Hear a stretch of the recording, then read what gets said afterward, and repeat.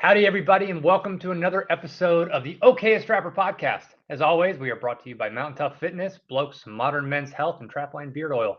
Go check the show notes wherever you're listening to this and get some great discounts on these products. Improve your fitness, uh, hopefully improve your health, and improve the stank in your beard if you've got it. So all those things are great to help you become the best version of yourself. But today's guest is a modern Renaissance woman. She's a taxidermist, jewelry maker, hunter, trapper, and she and her husband are featured on season 13 of the History Channel's hit show Mountain Men. By way of Alaska, Ivy O'Gwyn, welcome to the show. Thank you. Thanks for having me. Yeah, Yeah. I'm excited. I mean, you and I have a lot of mutual friends, hmm and I think we've been able to connect through that, and obviously just through following you and your husband's trapping adventures up in Alaska. So very excited to have you on. But the number one question, or the first question rather, that I ask all guests: what is the first core memory you have of ever being exposed to trapping? Oh, geez. Um, well, I mean, I've worked when I first got into working with fur hides, I was working in a flesh shop where I learned how to skin and flesh and so, I'd see that was the first time I've seen fur-bearing species really just a bunch coming in volume. And I always thought, oh, that'd be so cool to see full circle, how they were caught and what a trap line really looks like. But the first like core memory that I have would be the first day I went out with Brett, who's my husband. And really, we still didn't really know that much about him. And he just invited me out to go trapping with him. And I thought, well, this is probably going to be the death of me. This guy's going to murder me in the woods, or I'm going to come out a changed lady, and have this whole new hobby that I'm totally interested in and get to see full circle what a trap line looks like. I've been working with skins this whole time. And so, yeah, the first uh, couple miles we were in, we had a pine marten hanging there. I mean, he came out to come get me and bring me out there, and we had caught 7 marten just on our 25-mile ride into the cabin. And I just thought, holy cow, this is the coolest thing I've ever seen. I want to see more. I want to do it all.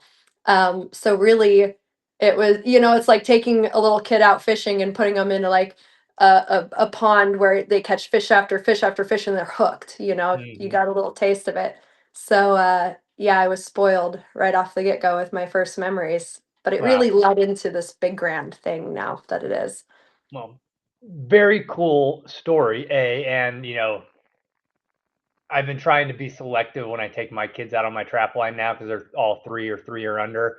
And unfortunately, for how proximity, like our proximity for our trap lines is so close that they've already experienced the reality of it not always being where you're racking up a bunch of critters on the line. But that's awesome that you had that experience. But I want to back up a little bit because you mentioned working with skin. So, that was the first time you'd been exposed to fur bearing critters. If you don't mind, like how old were you and what were you doing as far as Yeah. like working with skins? Was it taxidermy? Was it, just working in a tannery? Like what was the circumstances surrounding, your first exposure to fur bearers? Yeah. So I grew up a fisherman. I come from a commercial fishing family. That's how I've always identified. And every potential job path I ever thought about pursuing always revolved around having my summers off so that I could be a commercial fisherman. That's who I am to the core. And so, uh, as it was probably the year before COVID, I think it was 2019 when I was working with fish skin leather and kind of making that because that wasn't really a thing yet. And I started figuring out my own way to tan fish skin and make stuff with it. And then, you know, through God's plan, walked me into a local flesh shop in my hometown where it's just European skulls and working with raw hides and getting them to a dried state to prep for tanning. And I kind of waltzed in there and asked for a job, and they were the family I never knew I needed and taught me everything there was between skinning and hide work and skull cleaning. And yeah, so it was 2019, But but 2020 but it when was I started working there full time. but it was motivated by trying to get better at like tanning fish skins, and that you had this local shop that you wanted to go into to potentially learn more. That was still the original motivation. Yeah, it was more that it's funnier than that. I had a girlfriend who had a pet moray eel that she had die, and she gave it to me, and I skinned it and was tanning the leather or making leather out of its skin, and they had these cool little dragon-like skulls, and so I looked up the nearest skull cleaning shop because I wanted to have it cleaned, and then I rolled in and no one was working in there that day, and the owner unbeknownst at the time, but had ALS, and so he was kind of having a hard time getting around. And I thought, where are all the people that work here? It's like, oh, it was a snowy day. They didn't show up yet, and he was kind of struggling. And I was like, well, do you want to hire me? I didn't even know anything about it. And he was like, oh, do you like any of this kind of work? Do you like being around smelly stuff? And I was like, yeah, none of that bothers me. Everything's good. And so they called me the next day and they were like, cool, yeah, you got a job, come in here and learn how to do all this. And they taught me everything. And which really was just preparing me for where I am now. Honestly, like God put me in that position and put me with these people because it was going to give me the confidence I needed to roll into meeting my now husband and moving out remotely and working with hides. So it was just neat how it all kind of came around. But yeah, it was Wow. an entry into taxidermy. So learning all the dirty side of it before all the artistic side, which I Wow. fell into later. Yeah. So when you walked in there and you finally got a hold of them and you were, offering your services, you said, "Smelly stuff doesn't bother me. I'm good to go with it." How long was it before you were actually on a fleshing beam? And I'm curious because it sounds. Mhm. I'm going to go out on a limb that not many states outside of Alaska can say my local fleshing shop. Yeah. I can't imagine, like, I even in Idaho, we're doing it all ourselves. Like, I don't. There's not like there's big commercial tanneries like Mhm. Moyle and Mink, but there's not like a local shop. So like from the time you walked in, introduced yourself, offered to work there, how long was it between that and when you were on a fleshing beam?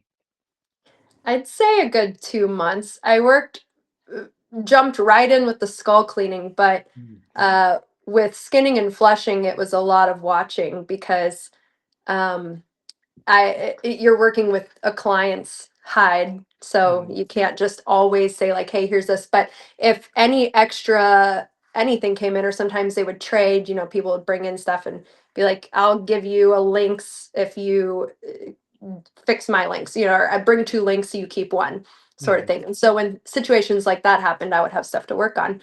So it did take time, but it was I liked that I was able to watch every day and learn so much there, and then I felt extremely confident um, with a knife by the time I was on a hide because I was already working on skulls.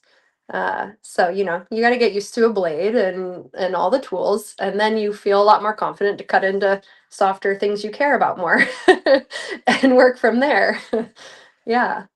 And with the skulls, was it like dermisted beetles, or were you like literally Yep. taking a knife, like working it down, or what was Both, that? yeah.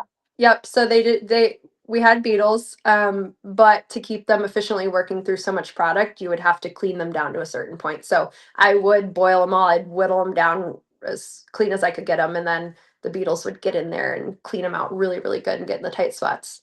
And then, we'd finish them to bone white completion. Yeah.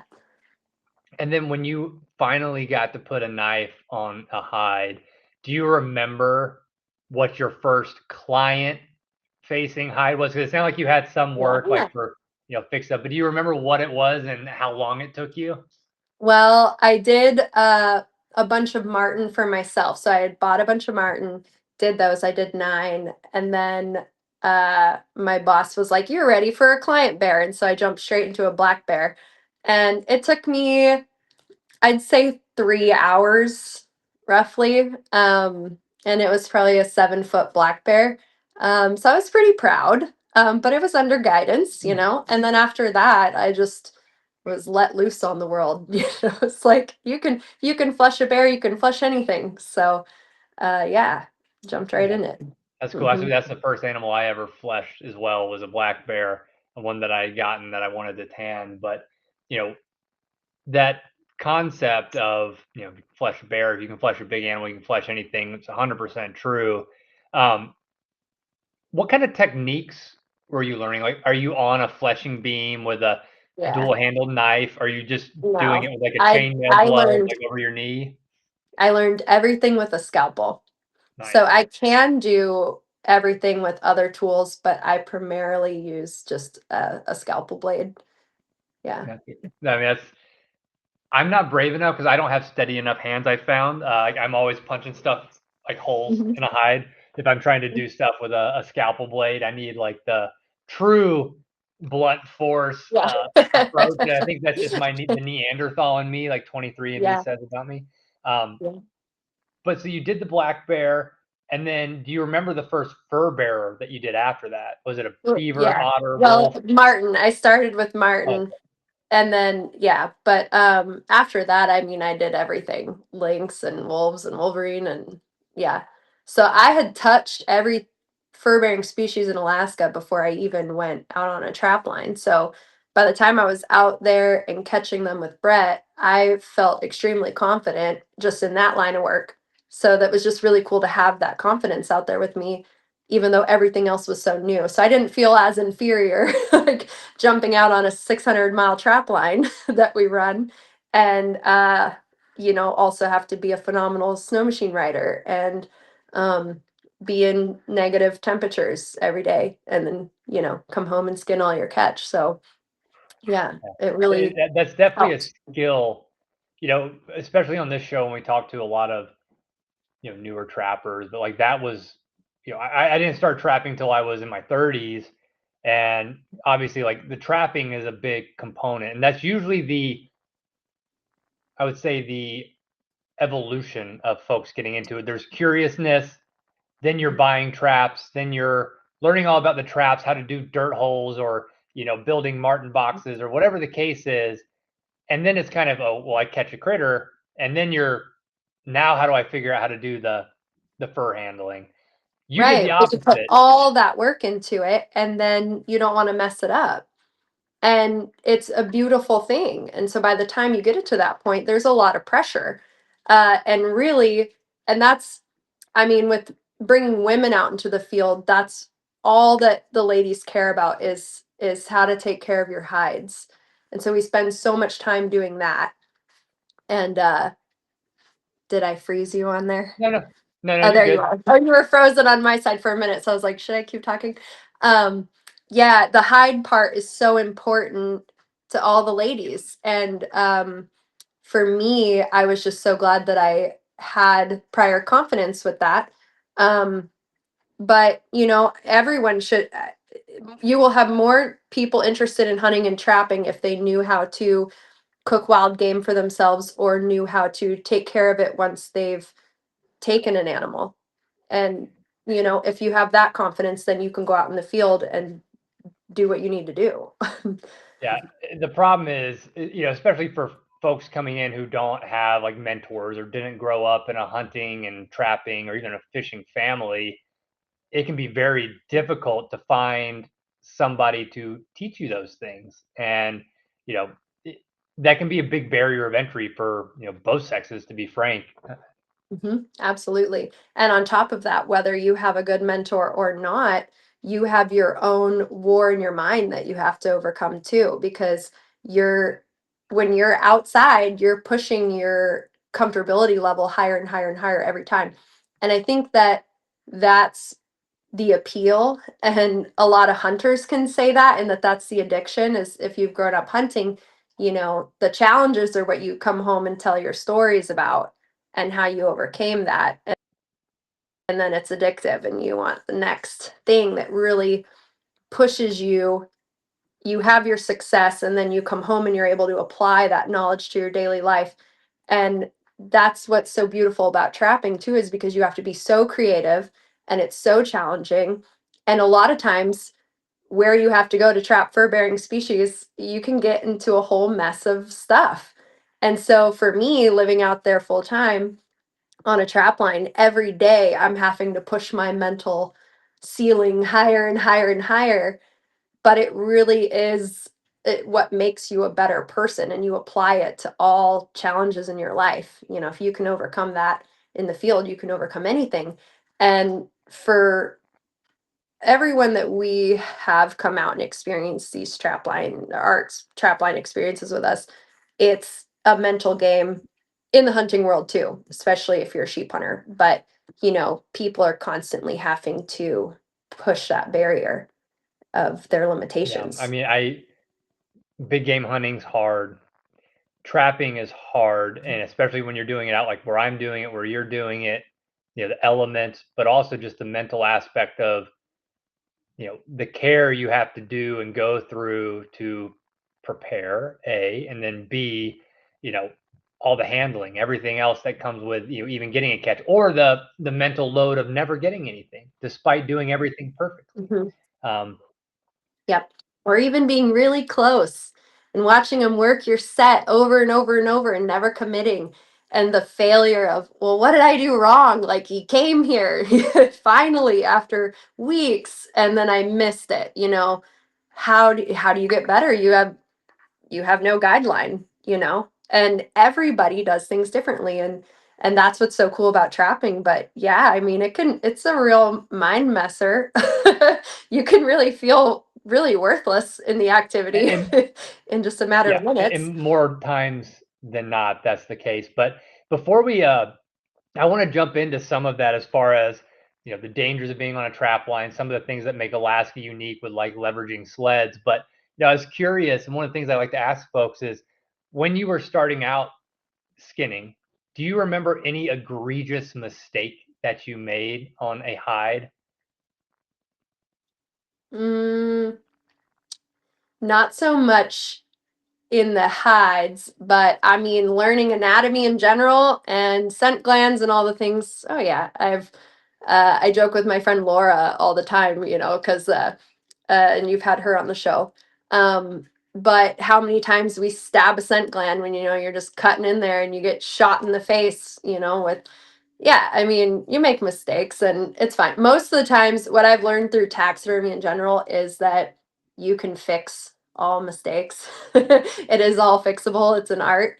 So you just have to give yourself grace. But yeah, I mean, I haven't done anything too crazy yet, though. I will say, Well, knock on wood. hopefully it I haven't stays that way. cut off any eyeballs or Yeah. anything. And Yeah. so Mm-hmm. I want to tie this together just because you mentioned earlier, and I think it's a good segue. Maybe you've thought about this before, but you mentioned God. I'm a man of faith too. But those first 9 marten that you purchased and skinned, fast forward to the first 9 marten you caught with your to-be husband. Bridge the gap for me between all that work you were doing in the first shed to meeting him and actually getting out on a trap line for the first time. How did that come about? Um, well, let me see. I was very busy working at the shop, and then I really wasn't going to meet anybody with that being my day-to-day job. But my friend Tana Grenda, she's a good friend of mine, and she had met Brett when they were hunting in Kodiak. They'd kind of bumped into each other, and so she had said, I had told her, you know where my heart's at, and if you find somebody, you're in the hunting community, outdoor community, blah blah, like throw 'em my way. And she goes, I know a guy, and just sent us in a group chat together and was like, you guys should meet. Not awkward at all. But a couple days later, we were going to be in Anchorage at the same time in a city in Alaska, our big city, which was kind of central to where we were living. And so we met up, and from there, I mean, we just knew right away. I knew that this was my person, and he knew too.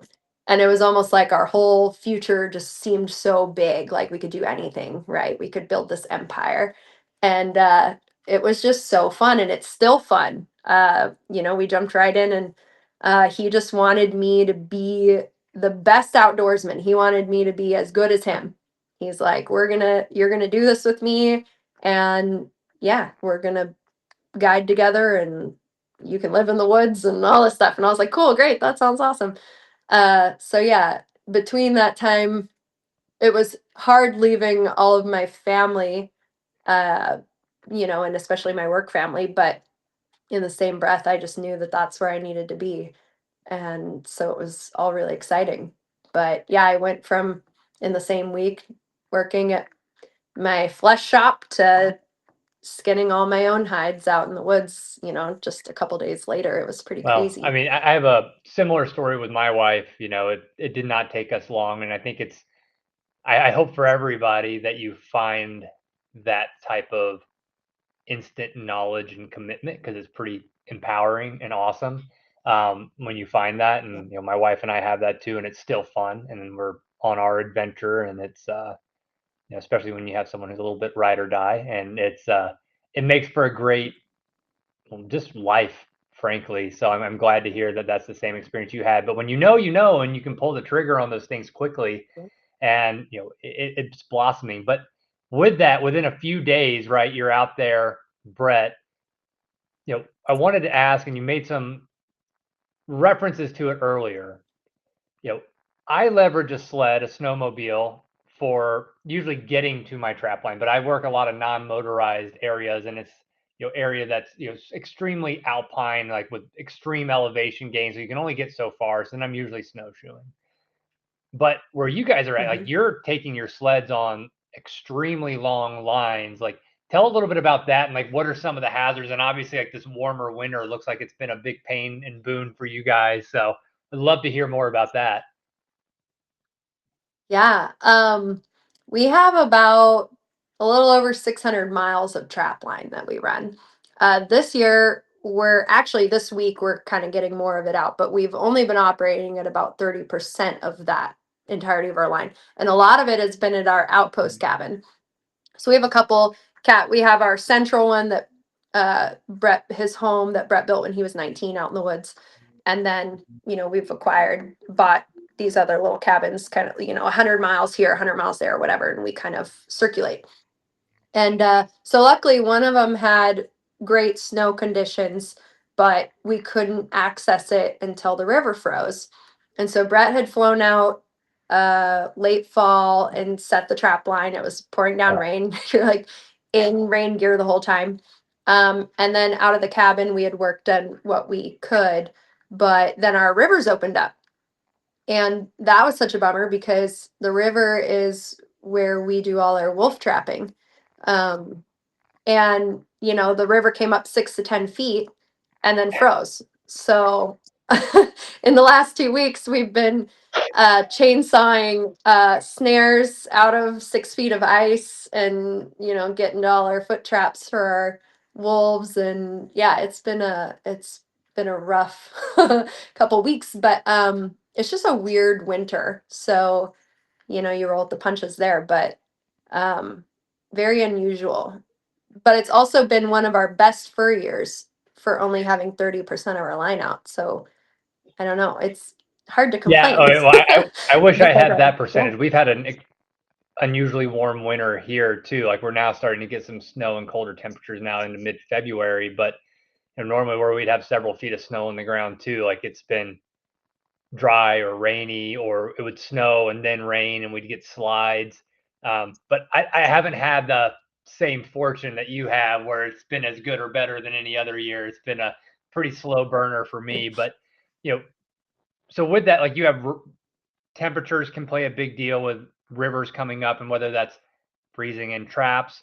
But then like sledding where you're at, like what are some of the elements that make Alaska trapping different than say like mainland 48 states where you have gas stations closer? Like what are the main things that you're always having to have on you when you guys are out running your lines? Yeah.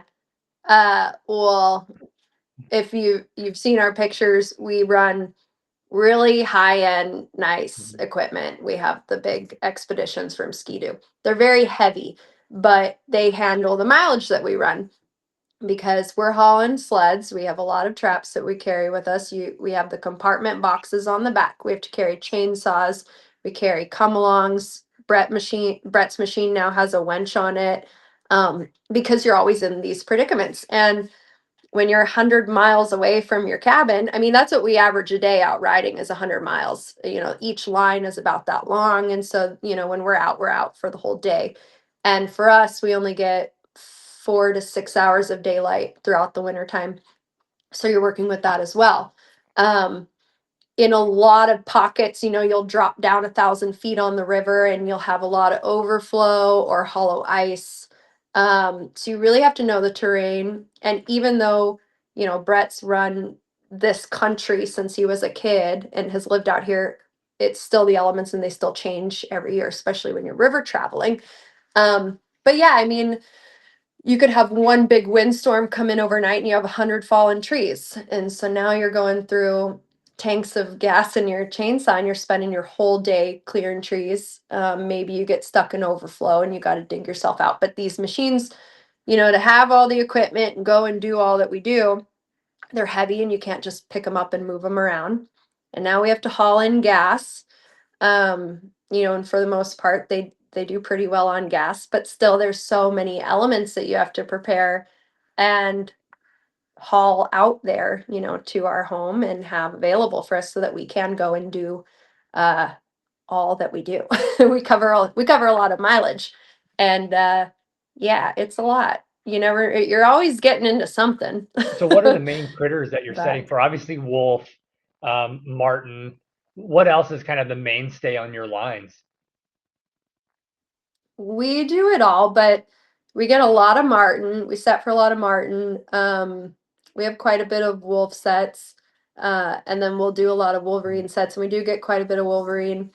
The lynx are kind of our random walkthroughs. I mean, we don't set too hard for them, but we'll catch, I don't know, up to 4 in a season, which is pretty good. And then we get quite a bit of otter too, so we do quite a bit of otter sets.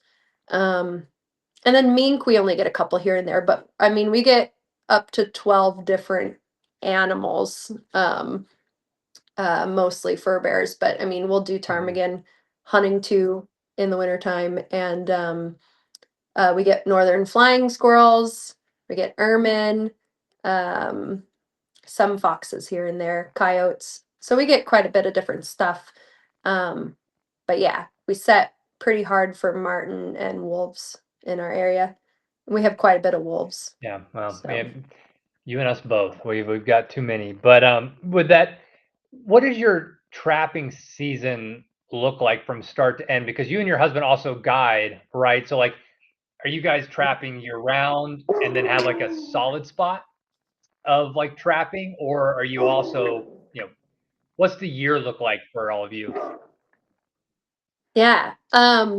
Well, condition wise, if everything's perfect, then we start setting at season opener, which is first week in November. So mostly all of November we're getting things set and prepped, and December we're really working, putting everything out, and then we don't really take people out until January. We did have a guy come out Christmas week, but yeah, we bring people out trapping with us from January through February, and then March is more predator hunting for us. So all of our weasel species close end of January, and so we kind of focus more on wolves and wolverine and that sort of thing, February and March. Awesome. I mean, obviously you are all very busy year round, which is an amazing like privilege, like you said. It's a God thing that it's worked out that way. But another thing that I have to ask about is how did the Mountain Man filming come about? Like, was that also kind of a serendipitous event, or what's the story behind that?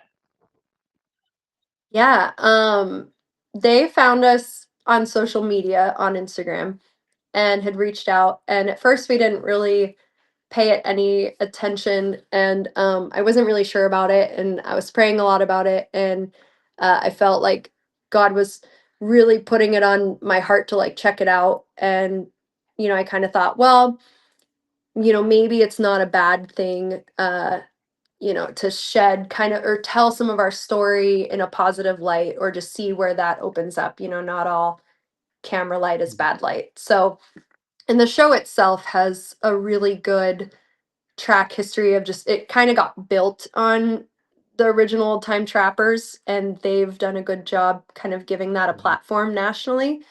And so yeah, we were like, okay, we might not fit the mold where we're these old dudes out in the woods doing it old timey, but Brett grew up that way and he still functions a lot of that way and thinks outside the box, and we still live remote. And we're just the younger couple kind of modernizing that a little bit. And yeah, so we were on season 11. They called it Mountain Men Alaska and then just ended up kind of merging it together. So as the end of the original Mountain Men season 11 happened, then they just kind of flooded into the Alaska series. And then season 12, oh no, I'm off. We were on season 12, season 13 just aired, and now we're filming the next season, 14, that'll come out.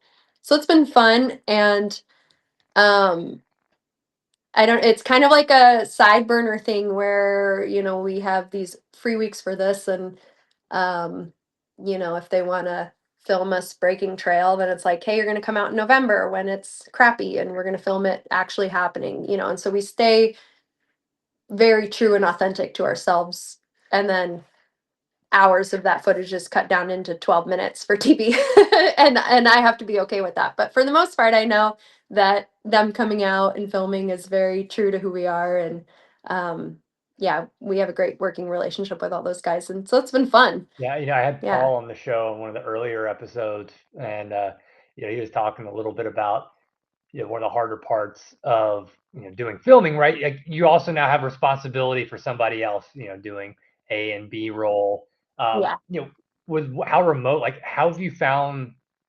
And I'm sure maybe they're listening, so we'll be cautious. But how have you found like Yeah. the camera men and women that have been out there to film you? Has it become, have you had to really adapt how you go about your trap line, or are you really just like buckle up, buttercup, and get your camera out because this is what's happening and you can capture it or not? Yeah. Yeah, exactly. There are a lot of things, especially when we're hunting on the show, if it's not on camera, it didn't happen, but uh I think the difference is that we're both professionals in the field, Brett especially. So he does this for a living. He takes people on guided hunting adventures. So we just treat it like that. You're bringing two guys in the backcountry, and we're basically doing what we do on a daily basis, and we're guiding these guys out here and keeping them alive, and we're getting them with the content that they need to get, but they're also we're helping them follow us to do that.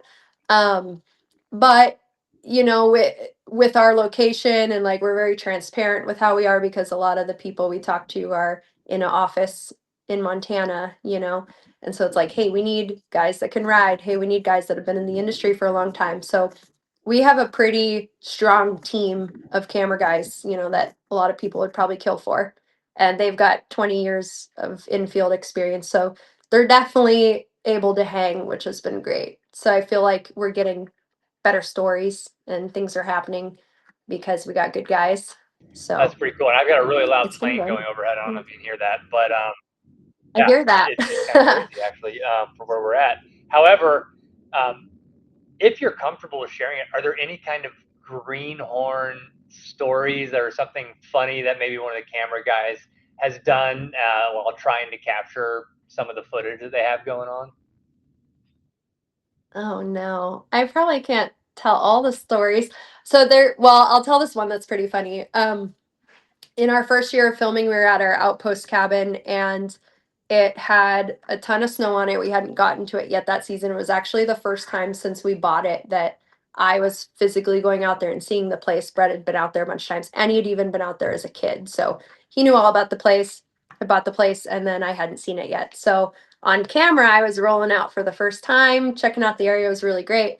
And the snow on the roof was just, there was so much snow, and we had to put the stove together and get the pipe up on the roof and get the fire going inside. And so they were filming that. And Brett had said that the snow is going to fall off the roof. Everyone just don't be climbing up there, stay clear, like the snow is going to start sloughing as we're getting the fire going. One of our camera guys was up on the ladder filming, and we had suggested probably not, but either way, the snow had sloughed off and kind of taken him off the ladder and buried him in a pile. And Brett and I are standing down, and I'm like, look out, and I'm screaming for the guy.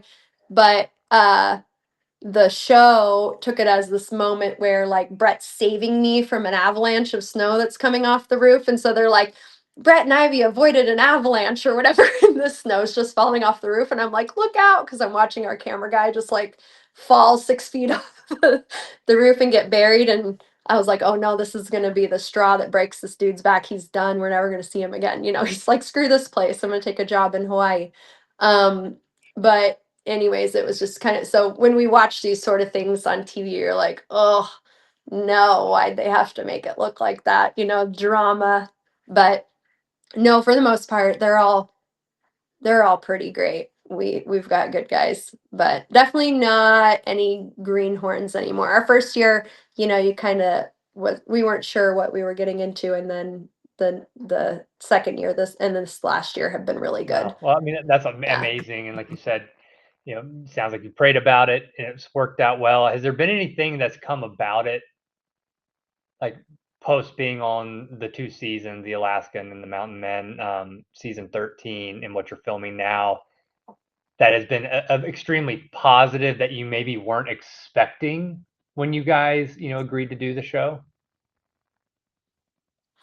Not so much. I feel like, well, and I was just talking to Brett about this the other day, but when we were just in Nashville for Safari Club International, and that's the only convention we go to, uh, there was a couple people that recognized us from the show. So I feel like it's still pretty new, and you have your diehard fans that watch and follow us, but overall, it's not like a show that people turn on to all the time. It just kind of comes on and happens. Um, but I had two uh young girls come up, and look like middle school and maybe like freshmen come up that really looked up to me and wanted their picture with me, and sign an autograph or whatever. And I just thought it was just this kind of first moment where I was like, oh, that's weird. I'm a Mhm. TV person. I don't feel that way inside, but here are these young girls that are looking up to me. And I hear that a lot on social media. I'll have people kind of reach out, and women reach out, and say that I'm an inspiration in some sort of way to them.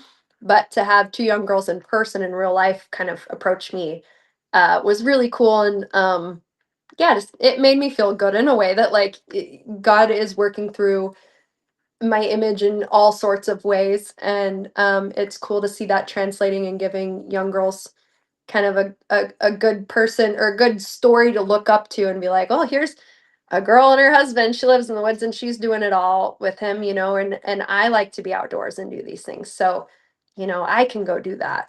And it was cool to see that. But I don't get a lot of it yet, which is nice because I don't know, I'm still not used Yeah. to Well, for it. your own benefit, maybe flying under the radar is a good thing, but I have no doubt that that will Uh-huh. continue to blossom. But I do think it's a great thing, as a father for uh, two daughters and a Mhm. boy. There are those role models, like, my wife's out there doing it with me too, which is great. But, it is nice to see, oh, there's other people who are just as crazy as my parents who are doing this, same kind of adventure, Yeah. which is fun and exciting. And with the new season 14, like, how many weeks of the year? Because you said, like, you kind of talk with the folks in Montana and you're like, okay, well, what are you trying to look for? And then you kind of try to decide when they should come out for the, hopeful right conditions for that. But is it like multiple weeks Mhm. throughout the season? Is it one shot and done, Yeah. or how does that operate? It's we film at least an episode every Mm. time they come out. So, we try to come out and have them film two complete episodes. So basically what happens is when we're early season and we're talking about, I guess, what that's going to look like, we just give them a whole list of everything that we need to do that Mhm. year or what's going on. Brett basically writes them a storyline. He writes the episodes and is like, this is what I can Mm. give you.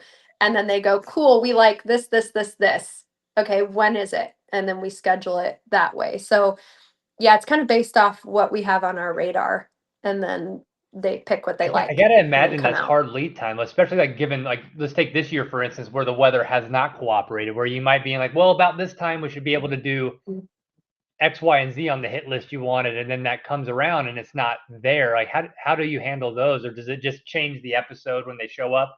I mean, I guess my question is, they book in advance, and is there ever a chance where they just cancel it and wait for the weather to get better, or is it they're showing up on these dates? Be prepared for whatever you're able to be prepared for. Yeah. Oh man, after this next year, I could tell you some good stories. But uh, we have really good story writers. So our producers also write the stories. So we give them a general rubric, and then when they come, any little changes, he'll write the storyline out so that when it goes back to production, they're able to produce it the way that it happened. Um, so yeah, when those little hiccups happen, they love that. If let's say we go down there and the river's open and we can't cross it, they're like, oh, gold, money in the bank, because most of the time everything's pristine and wonderful, and we're trying to have these hiccups. All the hiccups happen when the cameras leave.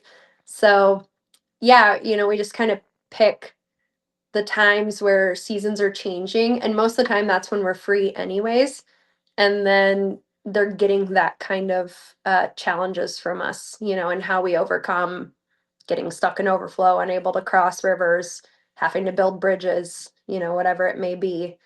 But yeah, we just kind of plan it that way, but we'd be out doing it anyways, I guess. Yeah, you just got the tag-alongs. But, as you transitioned Hmm. into, like, trapping from the first shed, you met Brett and went out there, again, I like to ask folks, like, mistakes they've made. So when you actually started setting traps and maybe, you were kinda let out on your own a little bit, do you remember any big mistakes you made? Whether that could have been for setting for marten, for wolf, for wolverine. Is there anything you did that you believe led to a missed potential catch that happened, and then you never make that mistake again? um Not any not any big mistakes. No. I don't know why my Hey, quit barking. Bridger. Um I can't think of any like big mistakes, mostly because when I was learning to set everything, Brett was so right on top of me that as I was setting it, he's like, don't ever Mm. do that again, which maybe my spring, my long spring is just facing the wrong way. And he's like, no, what are you doing? And I'm like, oh crap, yeah, I gotta go this way or whatever. Or you left your setter, on because I use safety setters on my Mhm. 330s and stuff, and he's like, well, that's why I put orange tape on it so you don't forget it. So I am definitely in a different bracket as an Okayest trapper because I have a professional husband on my back the whole time, and so when I do go out by myself, uh without him, I've already gone through the mishaps. And so I haven't had any moment yet by myself where I've screwed up immensely. And if I have, he hasn't told me about it because he's gone behind me by himself and checked all my work and either changed it or never said anything. Um, but no, I've definitely been spoiled in the fact of jumping into this world because I have somebody with 25 years of knowledge cramming it all down on me in a crash course. Uh, but I'm crash learning everything, all the Well, stages, if which you is guys really ever great. need another business idea, which I don't think you do between all the different ventures you have, but you could always do a rent-a-Brett for all, new Yeah, trappers, send them out and have him in a backpack on you. I mean, I could have benefited from that as well. So that's, you I can keep that know. one in your back I pocket in know. case you need it. He's a wealth of knowledge. He's really great. And he's good at instructing. He's just kind of natural at it. But you can just tell how passionate he is about it. And he was self-taught as I walked him into trapping by beaver trapping, and then he really latched onto it as, a 10-year-old kid and took off with it. And now he's built it into part of his whole livelihood. But yeah, I mean, he's just having a heyday. He's out right now putting wolf traps out and, just having a time. Well, But yeah, yeah. fingers crossed for those. So, other questions I have for you too are just like, and when you look at the wide scope of critters you're able to set for in Alaska, have you found a favorite that you enjoy? It could be just from the actual act of setting for those animals, their intelligence, just their fur. Like, What's your favorite critter to walk up on in a set? It's hard because I love them all. I think about this all the time, and I thought this is probably a question he's going to ask me. Um, I always go to Martin. I love Martin. We catch a lot of them, and I love how different they all are. They're so individual. But I just get super excited when you walk up on a lynx or a wolf or something you just don't see every day and that you know is more challenging. Um, and I tell people all the time because uh, with our wolves, they're all alive and they're very on a Mhm. schedule. They our packs come through every 10 days. So I mean, to the point, we can say like within an hour, we'll walk up on them with being Mhm. caught. And they're just so intelligent. I mean, for me, when I first shot one in a trap, it was a really uh, hard moment for me to kind of get through and made me kind of question if I could do this, because they're so smart and really all of them are betas, right? You have like Mhm. one alpha in a pack, and they know who is in charge. So when you walk up, they know they're done for. Mhm. So there's this whole moment you have with this animal and they look so docile and they look like your pet dog, and you just, yeah, you work through a lot of feelings. And I think that was, and it's still something that is hard for me, and I do it, but with being out full time on a trap line and checking your traps as much as I mean, we pass a lot of our stuff every day. And so we see a lot of live catches, and that is hard to, Mhm. dispatch. And yeah, so that for me, that was hard. But then you just kind of work through that and look at the bigger goal. And, I see our moose numbers. We don't have any in the region anymore. Our sheep numbers are dwindling, so you kind of have to go through this point of like, yeah, this thing's really working on my heart right now, but it's for a better goal and a better purpose. Um, but yeah, I love them all for in different ways.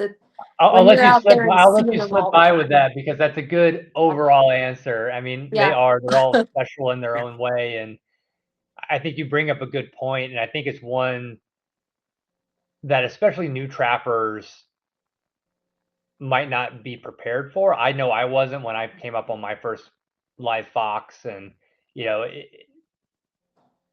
even as an adult, you think you have these emotions in check, but it's hard, right? Like it's one of those things where you question your resolve for it, but it does take that opening your aperture to see the bigger picture, which I think is what obviously anti-trappers, anti-hunters miss is there's a love there for those animals. It's not from a cruelty perspective. It's not from a disdain for the animal. It's from a love for the animal and a love for other animals too. The ungulates, like the moose, the elk, all these things that are relatively imbalanced on the landscape with the number of predators we have. So, yeah, I mean, I think it's a good thing to bring up, especially for new trappers, that those are emotions that you'll go through.